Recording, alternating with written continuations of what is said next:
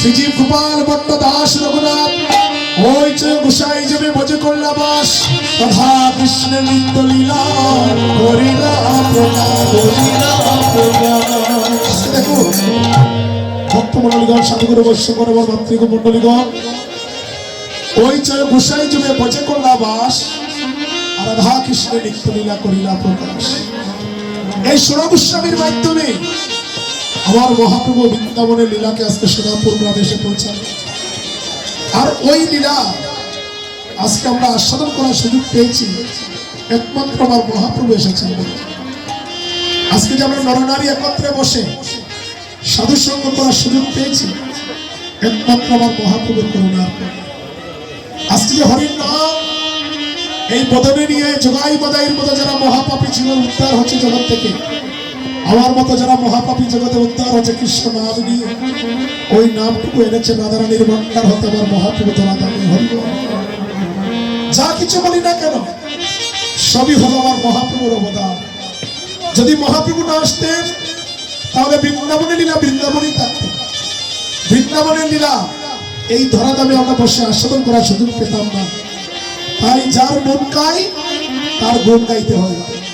যার মন গায় যদি তার গুণ না গায় তাহলে আমার মতো অকৃতজ্ঞ জগতে আর কেউ নাই।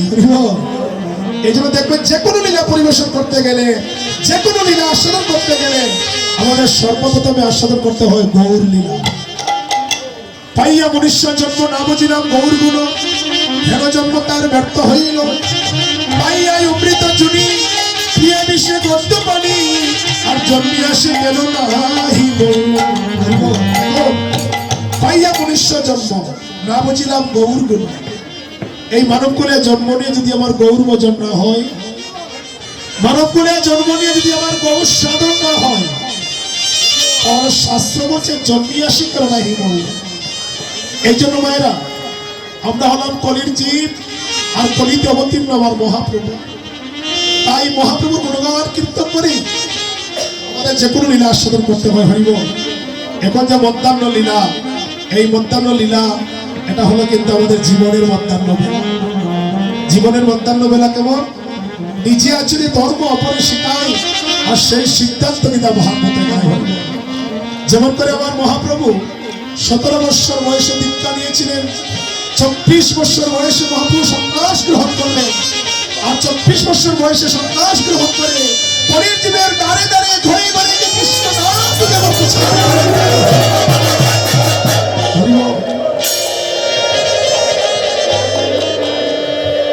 জোরে দে হরি বল। তাই সাধুগুরু বৈষ্ণব মায়েরা দেখুন জোরে দে। এই জন্য আমরা যে কোনো লীলা পরিবেশন করতে গেলে আমরা গৌর লীলা পরিবেশন করতে হয় হরি বল। এখন আমরা সুবল মিলনের গৌর চন্ডিকা আস্বাদন করে তারপরে যাব মধুর বৃন্দাবন। আমি একটি কথা বারবার বলছি, আজকে যে পূর্ণিমা গোমা, এই পূর্ণিমার নাম কোন পূর্ণিমা? একটু কথা বলবেন, এটা কিন্তু আনন্দ হবে না হরিবল, লীলা কিন্তু আনন্দ পাওয়া যাবে না বাবা। আজকে যে পূর্ণিমা, এটা কি পূর্ণিমা? গৌর পূর্ণিমা। কোন পূর্ণিমা? গৌর পূর্ণিমা। এই ফাল্গুন মাসের পূর্ণিমা তিথি নক্ষত্র ফাল্গুন আজকের দিন। এই দিনে যে মায়ের ঘরে আলোকিত করে জগতে আসেন মহাপ্রভু, ওই মায়ের বাড়ি কিন্তু আপনাদের জেলায়। এটা হবিগঞ্জ জেলা না? যদি হবিগঞ্জ জেলা হয়, হবিগঞ্জ উপজেলা, সচি মায়ের বাড়ি কয়? সচি অঙ্গন। আপনারা কেউ গেছেন সচি অঙ্গনে? দেখে গেছেন তো হাত তুলে যান সচি অঙ্গনে, কারা কারা গেছেন তো হাত তুলে সচি অঙ্গনে। আপনাদের জেলায় সচি মায়ের বাড়ি কিন্তু আপনাদের জেলায়। এই যে বাহুবল উপজেলার মিরপুর, যেখানে হইল সচি অঙ্গন, আমরা জানি সচি মায়ের জন্মস্থান। আর ওই আপনাদের হবিগঞ্জ জেলার সচি মায়ের গর্ভে আলোকিত হয়ে ওই ধরাধামে ব্রজের বাঁকা কালসকা নদী সমতীর্ণ হয়েছে। তাই সবাই মিলে মায়েরা উচ্চস্বরে সবাই মিলে সেদিন নদিয়া নবদ্বীপ শান্তিপুরে যেমন করে হরির নামের ধ্বনি হয়েছিল, আর সবাই মিলে আমরা সোনাপুর গ্রামে বসে এমন করে একটি ধ্বনি করতে চাই। দুই হাত তুলে সবাই মিলে বলুন নিতাই গৌর হরি বল।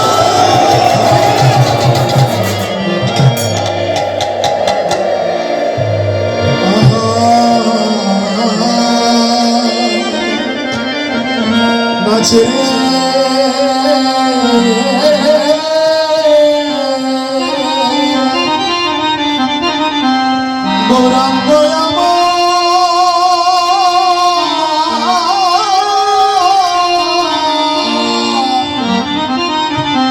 নাচে রে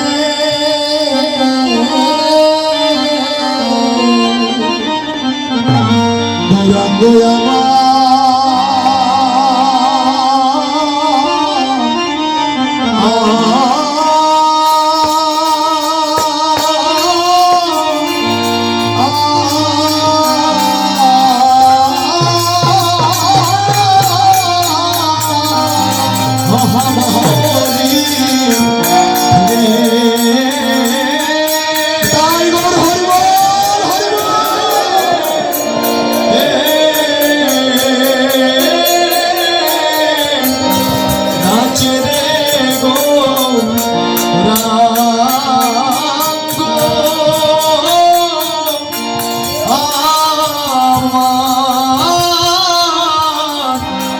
সংকীর্তন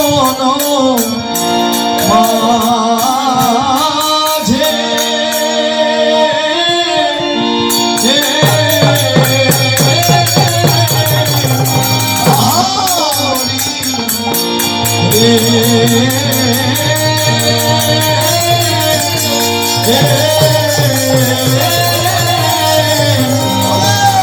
নাচে রে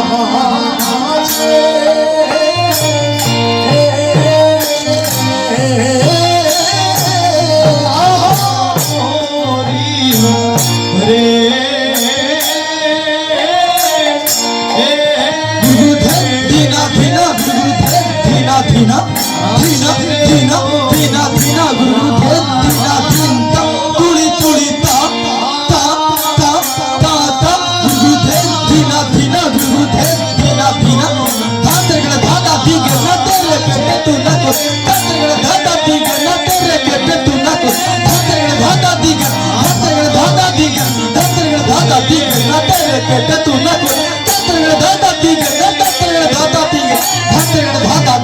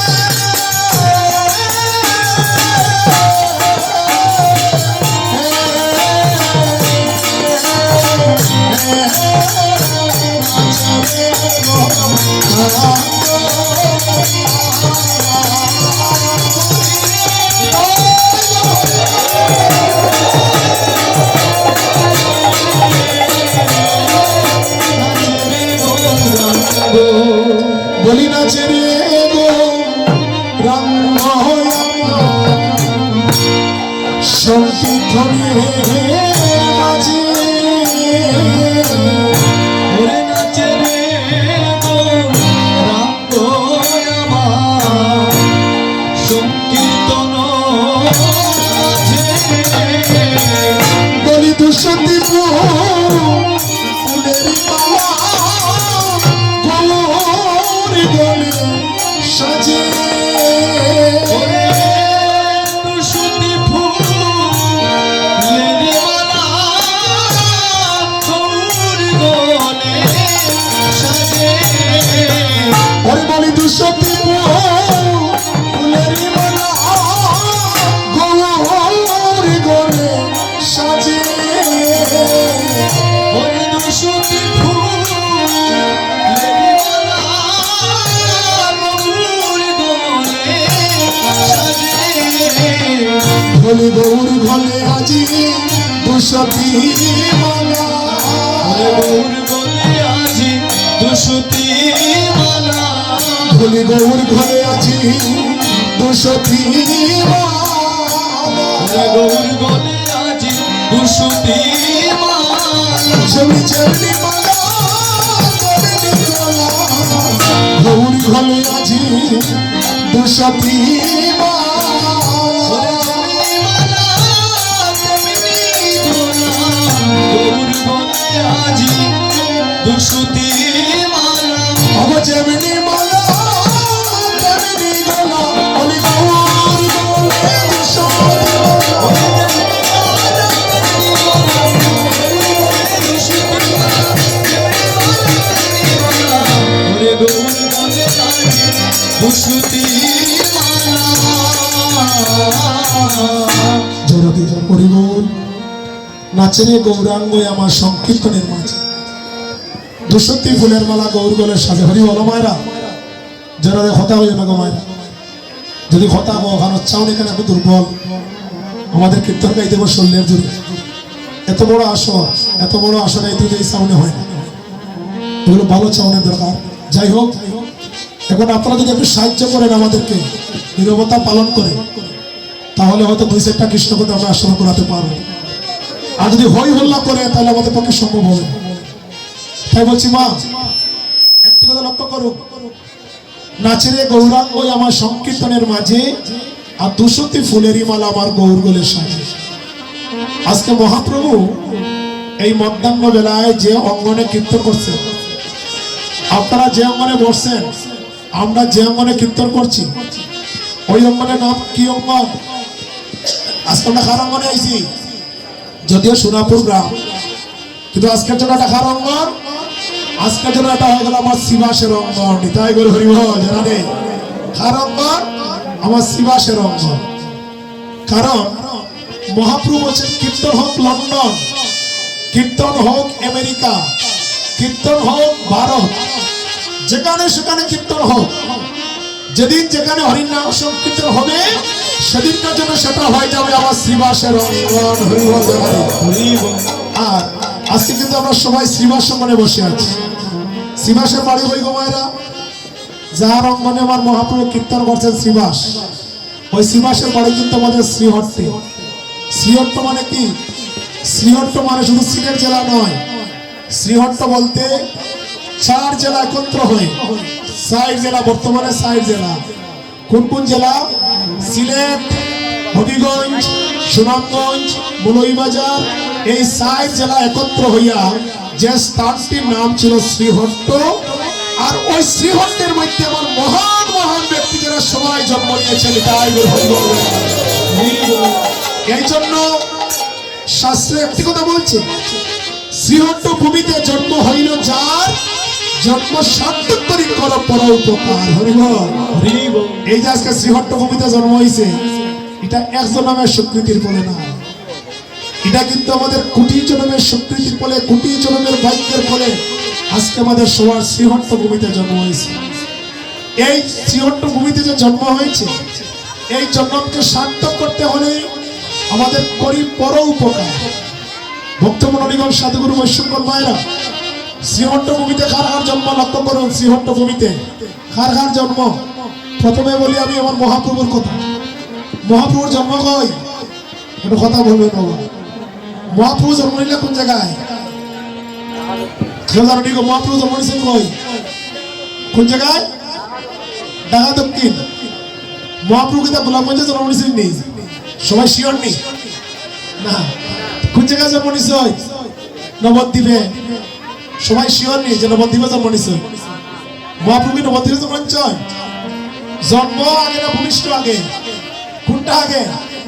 একটা কথা বলে গোমায়েরা, নিরাই বলে, নিরাই বলে কিন্তু আনন্দ হইত। জন্ম আগে না ভূমিষ্ঠ আগে? কোনটা আগে? একটা কথা বল। জন্ম আগে না ভূমিষ্ঠ আগে? জন্ম আগে, তারপরে হলো ভূমিষ্ঠ। যদি জন্ম যদি আগে হয়ে থাকে তাহলে তো আমার মহাপ্রভুর জন্ম ঢাকা দক্ষিণে। কেমন করে? সচী মায়ের গর্ভে ছিলেন 6 মাস। ঢাকা দক্ষিণে মহাপ্রভু ছিলেন 6 মাস মায়ের গর্ভে। এই যে মায়ের পেটে 6 মাস ছিলেন ঢাকা দক্ষিণে, এই 6 মাস থাকা সত্ত্বে একদিন সচিমাকে স্বপ্নে বলেছিল, মা তুমি আমার একার থেকে নিয়ে নবদ্বীপে চলে যাও, আমি নবদ্বীপের মাঝিকে আমি ভূমিষ্ঠ হব। আর এই স্বপ্নের কথা সচিমা যখন শাশুড়ির কাছে খুলে বলেছিলেন, তখন সচিদেবী শাশুড়ি বলেছিল, মা গো তুমি নবদ্বীপে যাও, কিন্তু তুমি আমায় কথা দিয়ে যাও, তোমার গর্ভে যে সন্তান আসবে, তোমার গর্ভে যে সন্তান জন্ম নিবে, একদিন তোমার সেই সন্তানকে আমার কাছে পাঠাবে আমাকে দেখিবার জন্য। হরিও। সেদিন সচিমায়ের শাশুড়ি বলেছিল, মা আমি তোমার কাছে প্রতিজ্ঞা করলাম, মা আমার গর্ভে যে সন্তান জন্ম নিবে সেই সন্তান একদিন তোমাকে টাকা দক্ষিণে এসে দেখে যাবেন। তাই করে হরিও জানাবে। এই জন্য মহাপ্রভু কি করলেন? মা মহাপ্রভু এখন দেখুন একদিন দিদিমার কাছে এসেছিলেন ঢাকা দক্ষিণে দেখা করিবার জন্য। যদি আমার মহাপ্রভু ভূমিষ্ঠ হয়েছে নবদ্বীপে, কিন্তু জন্ম হয়েছে ঢাকা দক্ষিণে। এই জন্য আমরা সবাই বলি আমরা হলাম গৌড় দেশের মানুষ। আমরা কোন দেশের মানুষ? সবাই হয়েছে আমরা গৌড় দেশের মানুষ। এই জন্য মায়েরা, যার অঙ্গনে বইলাম শ্রীবাস, তিনি আমাদের শ্রীহট্টের মানুষ, সিলেটের মানুষ। যিনি আমার মহাপ্রভু এই ফাল্গুন মাসের পূর্ণিমা তিথি নবদ্বীপ ফাল্গুনিতে এসেছেন কলিযুগকে উদ্ধার করিবার জন্য, তিনিও হলেন আমাদের শ্রীহট্টের মানুষ। মহাপ্রভুর পিতা জগন্নাথ মিশ্র, তিনি আমাদের শ্রীহট্টের মানুষ। মহাপ্রভুর মা সচীদেবী, তিনি আমাদের শ্রীহট্টের মানুষ। যার আরাধনায় 12 বৎসর আহার নিদ্রা ত্যাগ করে সুন্দরী গঙ্গার তীরে বসে যিনি আমার জগতের রাধের জন্য আরাধনা করেছিলেন অদ্বৈত আচার্য, তিনি আমাদের শ্রীহট্টের মানুষ। তাই হরিবল জানাবে। আর এই পুণ্য স্থানে, ওই তীর্থস্থানে আমরা জন্ম নিয়েছি ভক্তমণ্ডলীগণ। শাস্ত্র একটি কথা বলছে, বাবা আজকে শ্রীবাস সঙ্গনে আমরা বসে আছি, গঙ্গা স্নান করলে যে ফল হয়, গঙ্গা স্নান করলে, তীর্থ স্নান করলে যে ফল হয়, আজকে শ্রীবাস সঙ্গনে দোলায় গোড়াগড়ি গেলে সেই ফল পাওয়া যায়। হরিবল। কেন কেন পাওয়া যায়?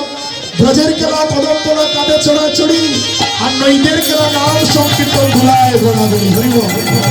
ব্রজের খেলা যেটা হলো বৃন্দাবনের খেলা, সেটি হয়েছে কদম তোলা, আর নদিয়ার খেলা দোলায় গোড়াগড়ি যাও।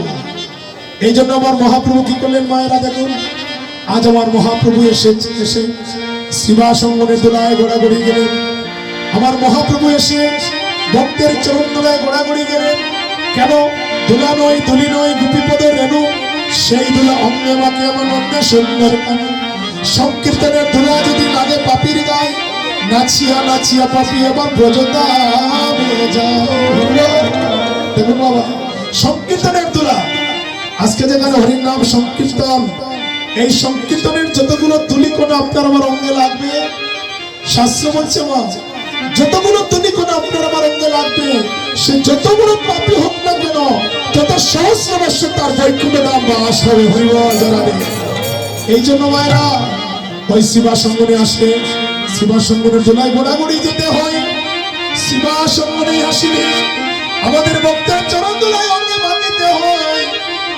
আজ আমরা বড় সাধু করে এসেছি, আজ আমরা বড় আশা নিয়ে এসেছি, ওই শিবাসঙ্গনে ভক্তের চরণ দোলায় গোড়াগড়ি দিয়ে আমাদের অপবিত্র দেহকে আজকে পবিত্র করবো। হরিব মায়েরা, যে কথা আমি বলেছিলাম, গঙ্গা স্নান করি কেন বাবা?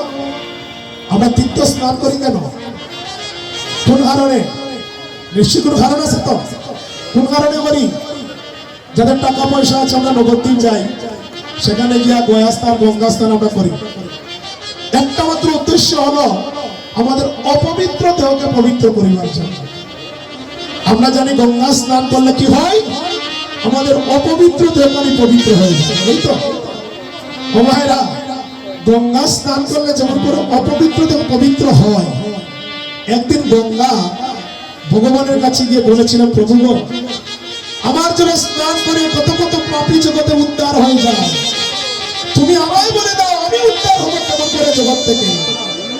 সেদিন ভগবান বলেছিল, গঙ্গা তোমার জন্য স্নান করে কত কত পাপী উদ্ধার হয়, আর তুমি উদ্ধার হবে কেমন করে শোনো। যেদিন তুমি কোনো বৈষ্ণবের সঙ্গ করতে পারবে, যেদিন তুমি কোনো বৈষ্ণবের চরণধূলি অঙ্গে মানতে পারবে, সেদিন তুমি এই জগৎ থেকে উদ্ধার হয়ে যাবে। দেখো ভাইরা, ভগবান গঙ্গাকে বলে দিলেন, তোমার জন্য স্নান করে মহাপাপী উদ্ধার হয়, আর তুমি যদি কোনো বৈষ্ণবের সঙ্গ করতে পারবে, তুমি যদি কোনো বৈষ্ণবের চরণধূলি অঙ্গে মানতে পারবে, সেদিন তুমি জগৎ থেকে উদ্ধার হয়ে যাবে। হরিব। এখন বৈষ্ণব কে বাবা? বৈষ্ণব কে গো মায়েরা? কথা হইও না গো মা। বৈষ্ণবকে শুধু টিকে রাখলে আর কপালে তিলক দিলে করতে তুলসীর মালা দিলে কি বৈষ্ণব? শুধু ওরা কি বৈষ্ণব? এদের বাইরে কে বৈষ্ণব নাই? বৈষ্ণবকে সর্বপ্রথম বৈষ্ণব কে হয়েছিল? সর্বপ্রথম বৈষ্ণব যে সব সময় প্রচুর চামড়ার গাছ ধরে, জুতা সেলাই করে, তারা আমরা কিতা কইবা? তারা কিতা কইব মায়েরা?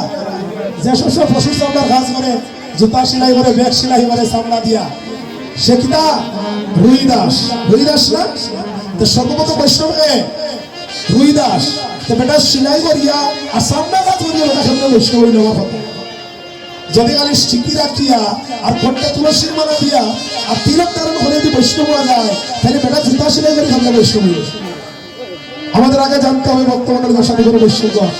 বৈষ্ণবকে বৈষ্ণব হলেন তিনি যাকে দেখা মাত্র বদনে আসে কৃষ্ণ নাম, সেই তো বৈষ্ণব তার করিয়া সম্মান।